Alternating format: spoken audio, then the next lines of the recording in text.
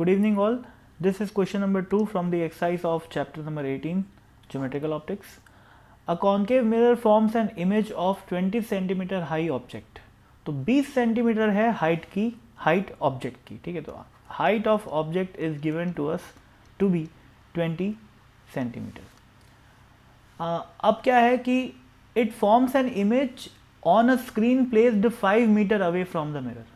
तो स्क्रीन के ऊपर जो है इमेज फॉर्म हो रही है, इसका मतलब इमेज कैसी है, रियल इमेज है, ठीक है।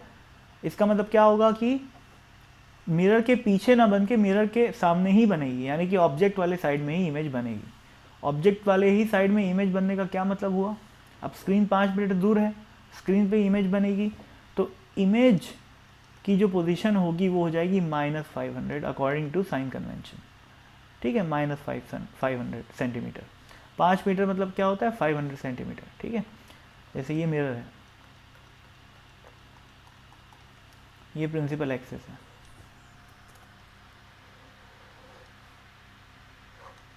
ठीक है। तो ऑब्जेक्ट जो यहाँ पर मान लेते हैं कि जो इमेज है वो बन रही है, ठीक है ना, क्योंकि इन सभी पॉइंट्स के लिए, यानी कि पोल के लेफ्ट वाले पॉइंट्स को अपन नेगेटिव मानते हैं, क्योंकि इसको जो है ओरिजिन माना जाता है और इसके इधर वाले सारे पॉइंट्स का जो पोजीशन होती है वो नेगेटिव होती है, और इसके राइट साइड वाले जो पॉइंट्स होते हैं उनके लिए जो साइन कन्वेंशन होता है वो क्या होता है, पॉजिटिव होता है, ठीक है। अब आगे बढ़ते हैं, क्या लिखा हुआ है, the height of the image is 50 centimetre.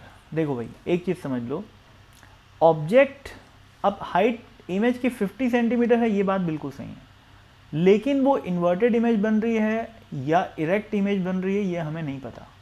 तो ये पता कैसे चलेगा, क्वेश्चन को इंटरप्रेट करके, ठीक है। तो इंटरप्रिटेशन का मेरा ये मतलब है कि भाई ऑब्जेक्ट तो रियल ही है, ठीक है ना, क्योंकि लिखा हुआ है, ठीक है, an object of height 20 centimetre की इमेज बना रहा है वो, तो ऐसा स्पेसिफाई नहीं किया है कि वो वर्चुअल ऑब्जेक्ट है तो हम उसको रियल ही मानेंगे, ठीक है। तो यू जैसा भी होगा आएगा तो नेगेटिव, क्योंकि रियल ऑब्जेक्ट ऑब्वियसली मिरर के सामने रखा जाएगा, मिरर के पीछे तो नहीं रख सकते उसको, ठीक है। तो यू बराबर नेगेटिव आएगा।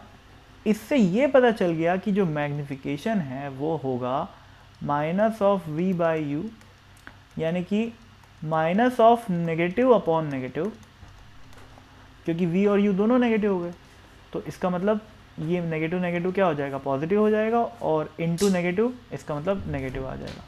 तो मैग्निफिकेशन नेगेटिव आएगी, यही इंटरप्रिटेशन की मैं बात कर रहा हूँ। अब मैग्निफिकेशन नेगेटिव कैसे इंटरप्रेट करेंगे, मैग्निफिकेशन का नेगेटिव मतलब होने का मतलब ये होता है कि जो इमेज है वो इन्वर्टेड है, ठीक है ना भाई। तो इमेज की जो हाइट है वो क्या हो जाएगी, -50, ठीक है ना भाई। अगर ऑब्जेक्ट ऐसे है तो इमेज ऐसे बनेगी, प्रिंसिपल एक्सिस के नीचे, इन्वर्टेड। नेगेटिव मैग्निफिकेशन का यही मतलब होता है, ठीक है भाई। अब आगे बढ़ते हैं, तो हाइट ऑफ इमेज बराबर हमारे पास 50 सेंटीमीटर आ गया, और क्या है हमारे पास, और कुछ नहीं है, सारी गिवन कंडीशंस को अपन नोट डाउन कर लिए। Now find the focal length of the mirror and the distance between the mirror and the object, यानी कि अपने को यू निकालना है और एफ निकालना है, ठीक है। तो निकालते हैं भाई। मैग्निफिकेशन मतलब होता है height of image upon height of object, जिसको अपन -v/u भी लिख सकते हैं। ये मैग्निफिकेशन के दो फॉर्मूले होते हैं for the case of spherical mirror, है ना भाई। तो हाइट ऑफ इमेज क्या है, -50, हाइट ऑफ ऑब्जेक्ट क्या है, +20, है ना भाई, और यहाँ एक नेगेटिव साइन, और v क्या है भैया, v है -500, है ना, तो -500 अपॉन u, ठीक है। ये माइनस और ये माइनस कट गया, और ये 0 0 कट गया, ठीक है, और ये 5 के साथ -100/5 कितना हो जाएगा, -100 हो जाएगा, -500/5 कितना हो जाएगा, -100, और 2 × -100 कितना हो जाएगा, 200 विद माइनस साइन। तो u बराबर कितना आ गया, 200 सेंटीमीटर, ठीक। तो ऑब्जेक्ट डिस्टेंस कितना है, 2 मीटर, जबकि इमेज डिस्टेंस कितनी थी, 5 मीटर, ठीक है। अब फोकल लेंथ कितनी होगी, फोकल लेंथ के लिए मैं सिंपली मिरर फॉर्मूला लगा सकता हूँ, 1/v upon 1/v - 1/u = 1/f, ठीक है।